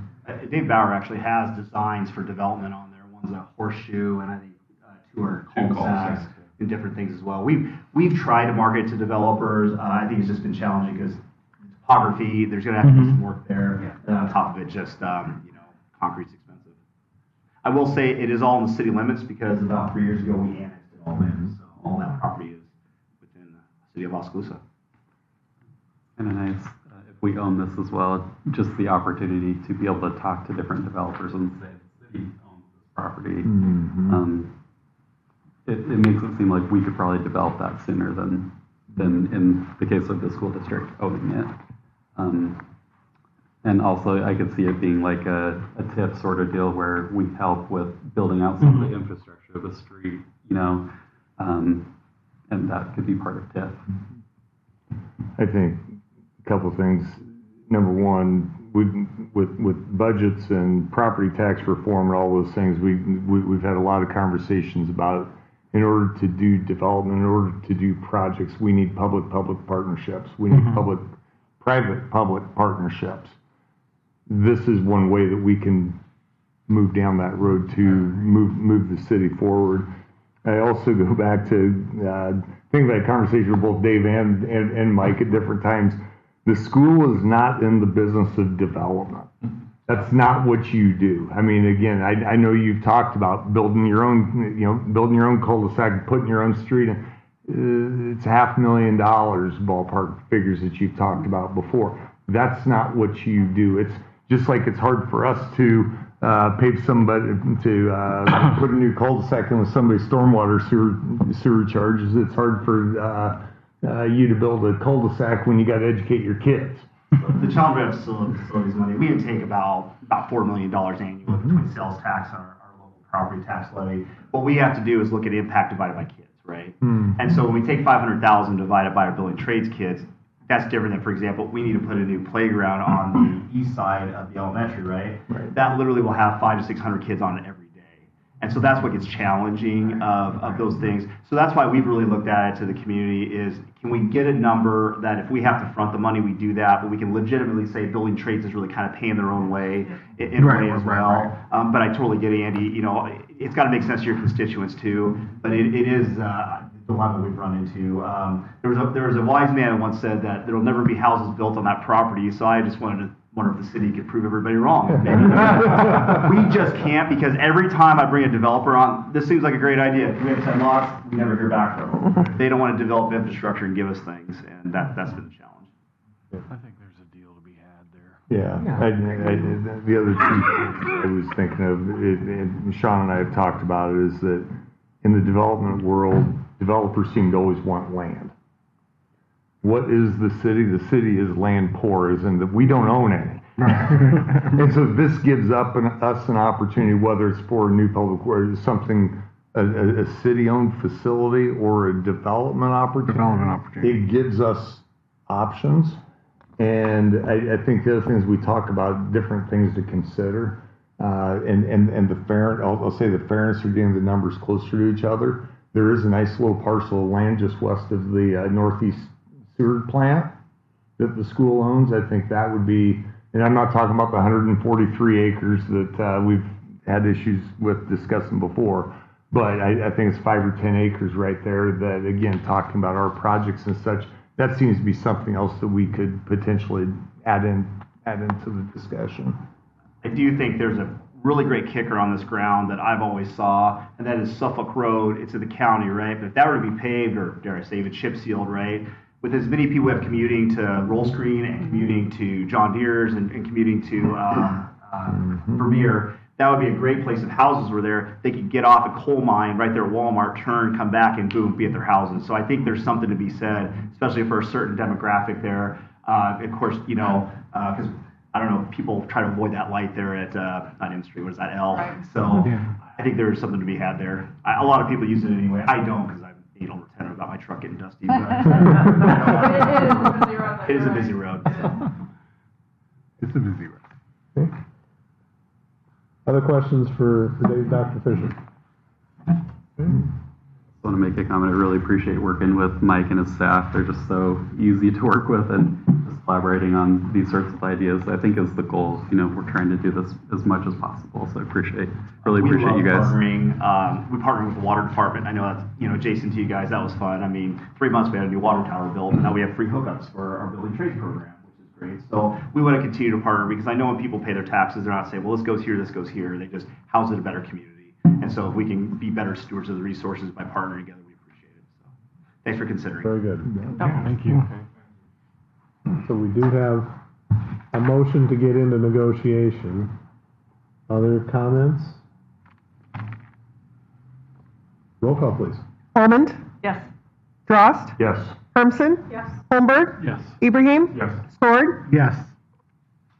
Okay, that passes. Gets us over to item I. Over the past several years, the state legislature has enacted various measures to reduce property tax burdens. While that action provides relief to taxpayers, they also have had corresponding impact on the city's capacity to maintain existing service levels. So in light of ongoing fiscal constraints, City Council is proposing the establishment of a budget subcommittee that would be comprised of members of the City Council and city staff. This subcommittee would be charged with reviewing and evaluating budgetary guidelines, assumptions, and methodologies, with an emphasis on identifying opportunities for the reduction of general fund expenditures. Furthermore, the subcommittee would examine potential strategies to enhance and diversify revenue sources, with the objective of maintaining a property tax levy that is reasonable and sustainable for residents. City Council shall determine the composition of the subcommittee, as well as establish the frequency and schedule of its meetings. So, do we have a motion that would want to establish a City Council budget subcommittee? I'll make a motion. Okay. Second. There's a second. Okay. Let's vote on that first. Any comments on that? Roll call, please. Drost? Yes. Hermson? Yes. Holmberg? Ibrahim? Yes. Sword? Yes. Almond? Yes. Okay, that passes. Now, who to put on it? We had, as I remember, we had 3 council members who were especially interested in it at the time it was discussed. And see, Alvin and Janet and myself. okay. So, how's the rest of council feel? Are we okay with those 3? I think it's fine. Okay. I don't know that it required, I mean, certainly doesn't hurt anything. Wait a minute, we don't have that on the agenda to We do vote not on. have that on the agenda. Yeah, so by consensus, I guess we know who those folks are gonna be then. Okay? And so, then, organize meetings, send out emails as needed. Okay? I think maybe to begin with, and I'd be curious to hear your feedback on this, but maybe it's monthly to get started. That seems appropriate in my mind. And I also think kind of like the first step is to look at a financial forecast, because we have to know where those revenues will be in order to then talk about expenditures. Right. So if we, and Pam's already been working on this, came up with, looking at each of the bills that are out there right now and what the expenditures or what our revenues would be based on if those bills if they pass. pass. Yeah. So that would be kind of the first conversation is, let's agree on which one. Maybe there's one that's kind of middle of the road that we feel comfortable enough with saying, let's project our revenues based on this, and then coming up with specific strategies for meeting the expenditures to match the revenues. That gets us to the end of the city council agenda. Reports from city staff. City manager. Yes. Thank you for filling out my performance evaluation. I think I have one more to go. And I wanted to see if it was okay if we close that up this Wednesday.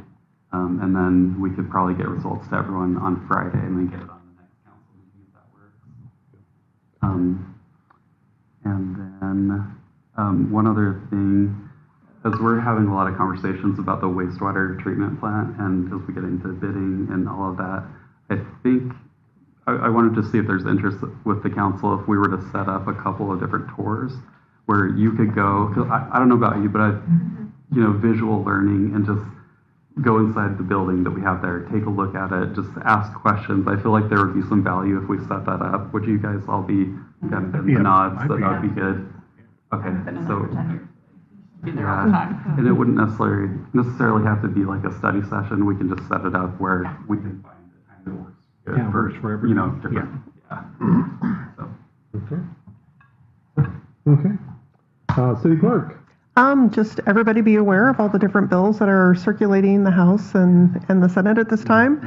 There's several that will have anywhere from a small to a very large impact on the city. So if you have any questions, let me know. Okay. City attorney. I would have nothing. Thank you. Okay, very good. City council members. Gavin, why don't we start with you? No, I just want to thank the canine Duke in that a good retirement for that dog, and I'm glad the officer has a new friend to work with. So that was definitely uplifting, and just love everything you guys do for us. Yeah, I was thinking about while he was going through his presentation, I'd sure like us to work on it's a proclamation. Yeah. Doesn't have to be necessarily Duke Day, but certainly. That's a great idea. Yeah, Duke Day. I like that. I think I'll zip it at that. Yeah. Thank you to first responders, utility workers, and also really glad we've had Duke in the community. Appreciate all the service he's done for us. So I don't know if Chief has any more, but no. Hey, do you have any more of those? Don't miss out if he still has them. Okay. Bob. I think I've been thinking a lot about budgets and property taxes the last few weeks, months. I think as we continue working through this, it's not a one day, it's not a one meeting, it's not a 1 year thing. And it's something that I just encourage all of us, staff, the public to understand that it isn't something that we take lightly. And it's something that I've been reviewing numbers again and looking at it from not just a 2020 fiscal year 26 to 27, looking at 25 to 27, and what was it 10 years ago, and what's that trend, and what were those events that causes jumps in levy and jumps in revenue, and then a subsequent drop in levy. And how do all of those things work together? And we do make tough decisions. I appreciate Sean talking at the last meeting about cutting $1 million of CIP. Mm-hmm. Those are capital projects that's $1 million invested in the next 50 years for our community. And so we have to take all those things into consideration. And again, the question I ask myself, a question that was posed to me is, what service, if we are going to make cuts, which maybe we do need to, what services are we willing to give up? And that's just not us as a council, that is me personally as a citizen. Yeah. What am I willing to give up the chip sealing of Rhonda's Road? Actually, your road is scheduled to be paved in the next 5 years. But am I willing to give up the great, the high-class, high-quality snow removal services that Grant and his team and everybody on Sean's staff does in the winter? Am I ready to give up potentially compromising the future of my sanitary sewer system and stormwater? And the biggest thought that's been going through my mind the last couple of weeks is that this council, the 8 years that I've been here, we've talked time and time again about the infrastructure projects that we are doing. Many of those are due to just the continued deferred maintenance, the not investing the money today for the future, and that's why we're playing so much catch up now. I don't want to be the council. I don't want to be the council member who 20 years from now is being swore at and whose name is being used in vain because we ignored those things today. So I'm all in favor of cuts. I'm all in favor of making sure we're making good financial decisions. I pay property taxes like everybody else does. But we can't forget about our kids and that next generation. So anyway, that's, sorry, Mayor, thank you. No, I'll piggyback off of Bob because I appreciate, you don't realize how many people watch these things, but this week, and you're that girl, and I appreciate you. And I have a name, but I do appreciate, and I understand what you're saying, but I think with the economy and how tough it is out right now, and just, I think Andy said it best, I have to think about the people, my constituents that got me here. I do appreciate the fact that people realize that, like Bob said, we do have to make some tough decisions, and we might have to make some tough cuts. Mm-hmm. And I mean, just like someone said to me the other day, when things get tight, just at home, you tighten your belt, you stop eating out, you stop spending, you stop doing things. And our landfill committee, we just cut $123,000 out of our. I mean, there's just going to be some things that. Maybe some people aren't going to like us, and maybe even some of the staff isn't going to like us. I do think, Janet and Javan, I appreciate you guys, and I think you're both, there's some things that we can do, and I'm glad we're getting ahead of it and getting a game plan. I think that's a fantastic idea so that we're not sitting, we sat here for 5 hours, and then we sat here for another 3 on the, we did eight hours of budget this year. We do take this stuff seriously, and I take this stuff seriously. And I tell people this all the time. It's not a broken record. I mean, I was in on one of those houses with the sewer just today, changing a meter on North 3rd. I see a lot of it, maybe because I do work in this community, but I understand with what you're saying, but I felt very proud that people came up to me and said, "You're that girl. You're that girl that stood up and said, we got to think about the people that elected us." Having said that. April 25th, I also want to comment that Joe Ferris, myself, he runs our landfill. We will be in the MCG parking lot from 8 to 11, and you can bring any of your electronics. It's e-cycle day, so please come see us there. Rain or shine, I believe. So. Okay. Abu. I like the idea of Duke Day. That rolls off the tongue. And I'll echo a bunch of what Bob said. I mean, none of this doesn't just fall from the sky. The things we want, the things we need as a city. I think it's going to be important as we move forward with everything to understand, again, what it is that we'll get from what it is that we decide to spend it on. Mm-hmm. And again, are we willing to live with those decisions at the end, again, be it positive or negative, and again, the consequences of such.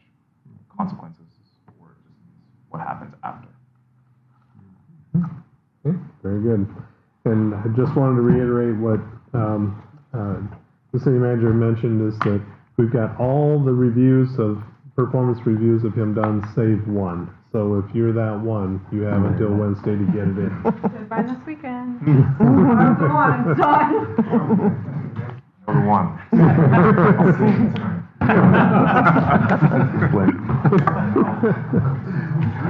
Okay. Well, I think we've had enough. Do I have a motion to adjourn? Second. All in favor say aye. Aye. We're adjourned. We can tell.